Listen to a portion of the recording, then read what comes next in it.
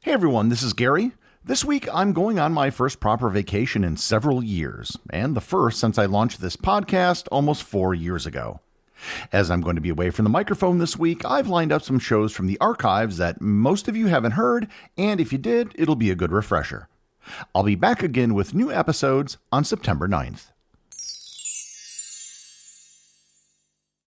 There's a good chance that sometime in the last few days, weeks, or months, you may have enjoyed a slice or two of pizza. Pizza has become a near-ubiquitous food which can be found in almost every country. However, there is no one pizza. There are vehement disagreements about what pizza is best and what sort of toppings are acceptable. Learn more about pizza, where it came from, and its variations on this episode of Everything Everywhere Daily.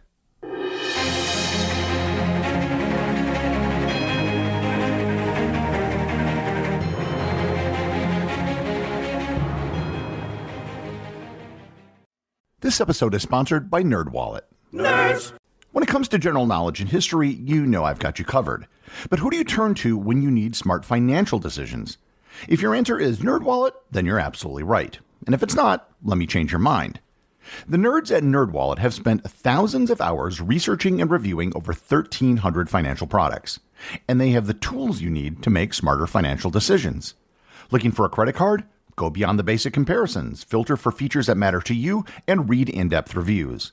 Ready to choose a high-yield savings account? Get access to exclusive deals and compare rates, bonuses, and more. House hunting? View today's top mortgage rates for your home sweet home. Make the Nerds your go-to resource for smart financial decisions. Head to nerdwallet.com/learn more. NerdWallet. Finance smarter. Disclosure: NerdWallet Compare Incorporated, NMLS 1617539. Want a website with unmatched power, speed, and control? Try Bluehost Cloud, the new web hosting plan from Bluehost, built for WordPress creators by WordPress experts. With 100% uptime, incredible load times, and 24/7 WordPress priority support, your site will be lightning fast with global reach. And with Bluehost Cloud, your sites can handle surges in traffic no matter how big. Plus, you automatically get daily backups and world-class security. Get started now at Bluehost.com. The history of pizza can be difficult to pin down because it isn't clear where a piece of flatbread with something on it ends and a pizza begins. Most of you can probably identify a pizza if you see one, but if you start changing or removing sauces, toppings, and the type of bread, when does it cease being a pizza? There are records of ancient bread-making cultures that served flat pieces of bread with toppings on it. Let's call these dishes proto-pizzas. There are reports of Persian soldiers in the 6th century BC who would cook bread on the top of their shields with cheese and dates. The Greeks were known to cook flatbread with olive oil, herbs, and cheese. Flatbread with cooked vegetables on top were mentioned in the epic poem The Aeneid.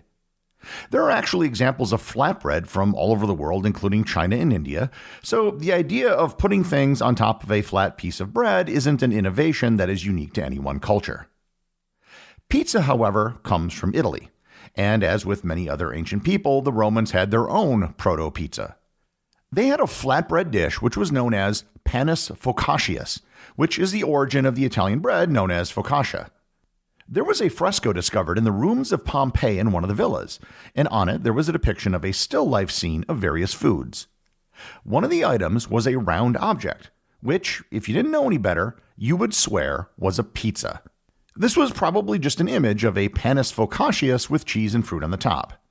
But I think that most of us would agree that a focaccia-based bread or some open-faced sandwich is not the same thing as a pizza.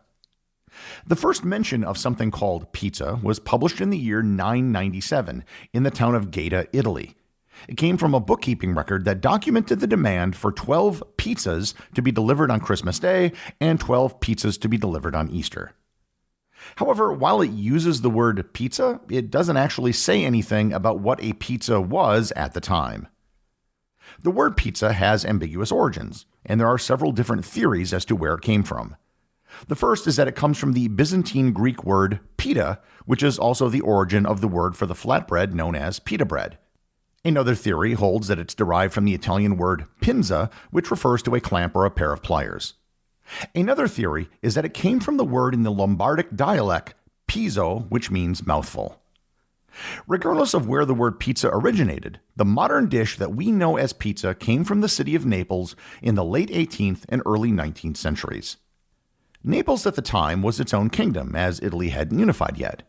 There had been flatbreads called pizza that had been sold in Naples since at least the 16th century, and these were mostly served to poor people by street vendors. The contents of pizza, beyond the bread that it was served on, usually consisted of cheese, lard, salt, garlic, and any other foods that may have been available. What we don't know is when tomatoes were first added to pizza. They certainly couldn't have been added before the 16th century because that was when tomatoes were brought to Europe. If you remember back to my episode on tomatoes, one of the first cookbooks that mentioned tomato recipes was published in 1692 in Naples, Italy. So at least by the end of the 17th century, tomatoes were a thing in Naples and may have appeared on pizzas, but we really don't know how commonly they were consumed. By the late 18th century, Naples was experiencing a population boom. People from the countryside had flocked to Naples for work. These people were often quite poor and were known locally as Lazzaroni, which is because they wore tattered clothing and looked like Lazarus from the Bible. The Lazzaroni often lived in packed one-room apartments or homes and didn't have the facilities to cook, so they often ate on the streets. One of the popular dishes that was sold by street vendors was pizza. Pizza at the time was mostly a street food.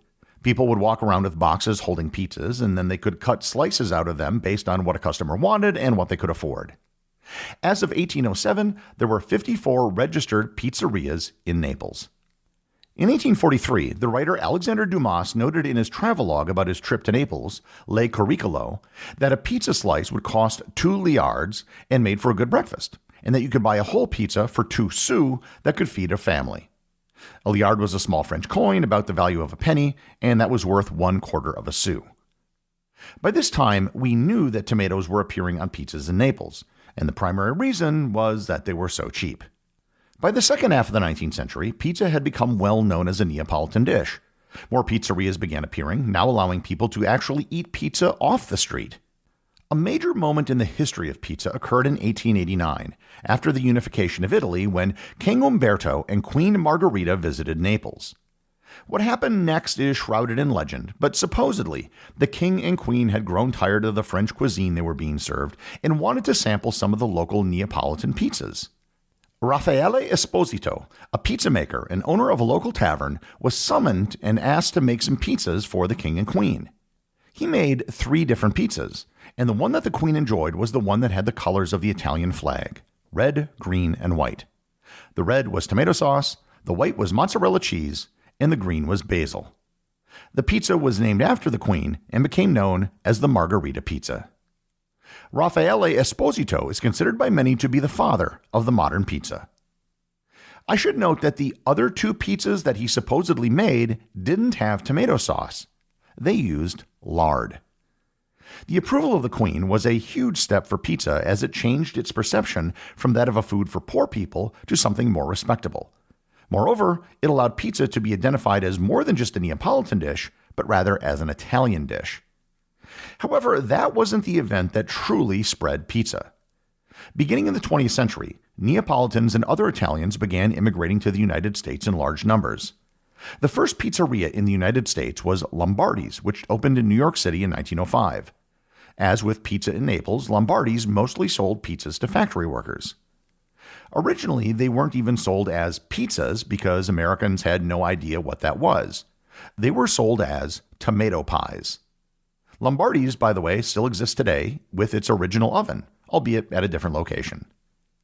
As more Italian immigrants settled throughout the United States, more pizzerias opened, but it was still considered to be a niche ethnic dish. You could find pizzerias in many communities, but it hadn't yet achieved widespread popularity. What changed the status of pizza was the Second World War. American troops who served in Italy regularly ate pizza and brought their love of the dish back home. Tourists to Italy after the war began requesting pizza everywhere they went in Italy, and more restaurants across the country began carrying the Neapolitan dish. Back in the United States, restaurants, often not even Italian, began experimenting with pizza. In Chicago in 1943, 2 men by the name of Ike Sewell and Rick Ricardo created a deep dish version of pizza at their new restaurant, Pizzeria Uno. In the 1950s, the popularity of pizza exploded. Veterans from the war, including President Dwight Eisenhower, were fans of pizza. There was even an episode of I Love Lucy about pizza. Americans who had no cultural ties to Italy began experimenting even further with pizza. Hawaiian pizza was developed, which had pineapples as a topping, which was something that absolutely no one had ever asked for. In Colorado, the Rocky Mountain Pie was developed that didn't have quite as deep a crust as the Chicago deep dish pizza, but had a wider crust and inverted the cheese and tomato. The cheese was on the bottom, and chunky tomatoes were on the top. Chain pizza restaurants were created in the 1950s, the first of which was Shakey's Pizza, founded in 1954 in Sacramento, California. Pizza Hut was established in 1958 in Wichita, Kansas. Little Caesars Pizza was founded in 1959 in Garden City, Michigan. And Domino's Pizza, originally called Dominic's Pizza, was created in 1960 in Ypsilanti, Michigan. The trend towards quick and convenient home foods also saw the creation of frozen pizzas. Frozen pizzas were fully prepared pizzas that could be taken home and then cooked in an oven. While the United States saw a great deal of innovation in pizzas due to the influx of Italian immigrants, it wasn't the only country. Argentina also had many Italian immigrants, and they developed their own style of pizza. Argentine pizza is characterized by a thicker, doughier crust compared to traditional Italian or American pizzas, and often features a variety of toppings, including ham, cheese, olives, and other ingredients, with a strong influence from Italian and Argentine cuisine. As pizza spread around the world, many countries developed their own twists on the dish, usually in the form of toppings. In just the course of my travels, I've seen kernels of corn, tuna, fried eggs, kimchi, potatoes, pickles, and even baked beans as a pizza topping. Currently, the global market for pizza is estimated to be $145 billion annually. And in the United States alone, it's a $45 billion business with over 76,000 pizzerias.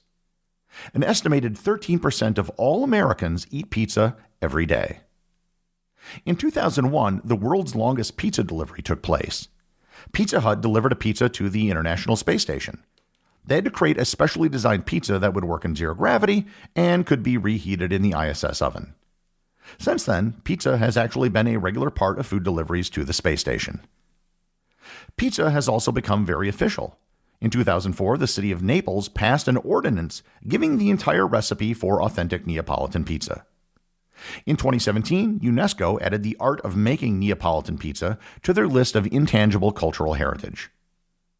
And I'll close with one particular fact that I found fascinating and demonstrates the popularity of pizza. In 1973, Iceland codified the Icelandic language, removing many of the influences from other languages that had seeped in. One of the changes was totally removing the letter Z, or Z, from all Icelandic words. However, they made one exception. The only word in the Icelandic language that is legally allowed to use the letter Z is pizza. The executive producer of Everything Everywhere Daily is Charles Daniel. The associate producers are Benji Long and Cameron Kieffer.